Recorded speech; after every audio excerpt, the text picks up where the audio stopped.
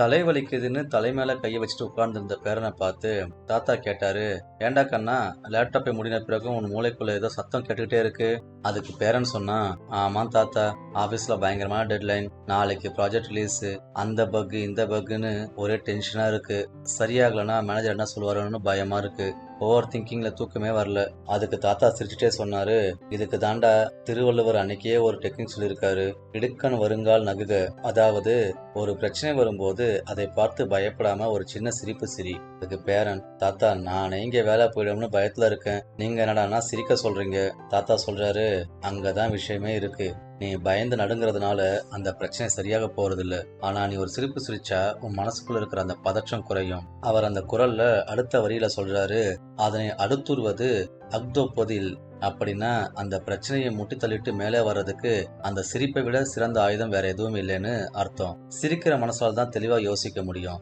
அதனால இப்போ லேப்டாப்பை ஷட் டவுன் பண்ண மாதிரி உன் கவலைகளையும் ஷட் டவுன் பண்ணிட்டு தூங்கு. நாளைக்கு அதே சிரிப்போட அந்த பிரச்சனையை எதிர்கொள், அது தானா சரியாகும். நண்பர்களே, நம்ம பயம்தான் பிரச்சனையை விட பெருசா தெரியும். அந்த பயத்தை தூக்கி போட்டுட்டு ஒரு சின்ன புன்னகையோட தூங்க போங்க. கவலைகளை வெல்லும் ஆயுதம் உங்கள் புன்னகைதான். இனிய இரவு வணக்கம். இது போன்ற பல வாழ்வு உண்மைகளுக்கு இதயம் பேசும் நேரம் பக்கத்தை பின்தொடருங்கள்.